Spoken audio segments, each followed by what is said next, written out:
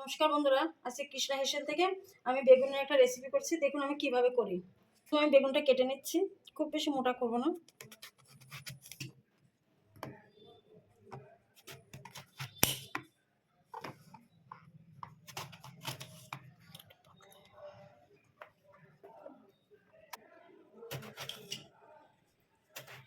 বেগুনটা আমি ধুয়ে নিয়েছি। আমি একটু এবার শুকনো কাপড়ের উপর রেখে একটু বেগুনটা শুকনো করে নিচ্ছি, নাহলে জল ছাড়বে। 2 মিনিটের মধ্যে ঢাকা দেওয়া। এবার আমি আলুটা কুড়িয়ে নিয়েছি, 2টো আলু সেদ্ধ করে নিয়েছি, সেদ্ধ করে ছুলে নিয়েছি। এবার আমি 2টো আলু কুড়িয়ে নিচ্ছি।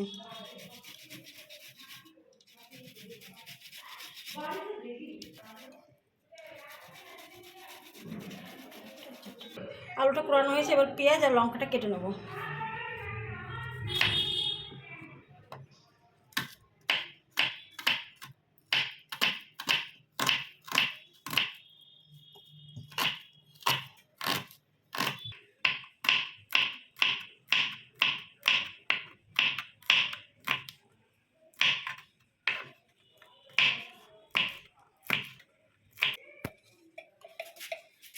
হাফ চামচ ধনের গুঁড়ো, হাফ চামচ জিরের গুঁড়ো, একটা পেঁয়াজ কুচিয়ে নিয়েছি, 2টো কাঁচা লঙ্কা, ছোটো চামচে হাফ চামচ চাট মশলা, সামান্য একটু আদা বাটা, কাঁচা লঙ্কা বাটা কাটাও দিয়েছি এবং একটু বাটা দিলাম।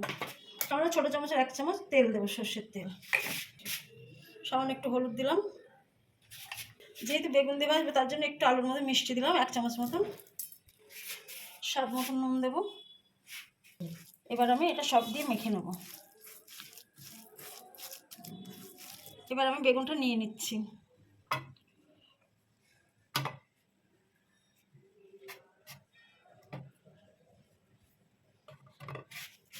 আমি এবার বেগুনটা নুন মেখে নেব। আমি ডিমটা ভেঙে নিচ্ছি। এদিকে আমি কড়াইটা বসিয়েছি, কড়াইটা গরম হোক, ওদিকে আমি ওগুলো রেডি করে নিচ্ছি। ডিমটা এদিকে ফেটে নিলাম, তেলটা দিয়ে দিচ্ছি, গরম হোক।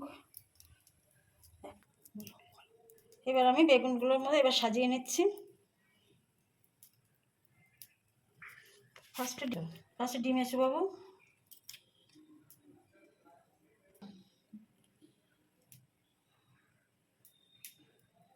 ময়দা চুবিয়ে নিয়েছি। এবার আমি বিস্কুটের আবার ডিমের মধ্যে চবাচ্ছি।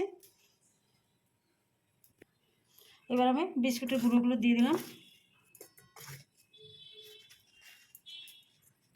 ছেড়ে দিচ্ছি। আর একটা সাজিয়ে নিচ্ছি।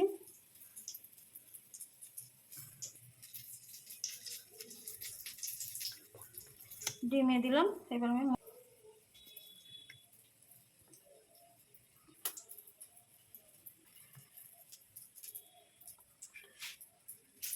বিস্কুটের গুঁড়ো দিলাম,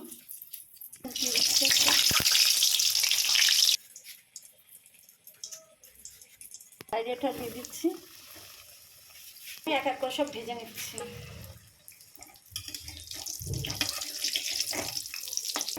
আমি এবার উল্টিয়ে দিলাম। এটা আমার হয়ে গেছে, এবার নামিয়ে দেবো। এটা এবার আমি নামিয়ে দিচ্ছি।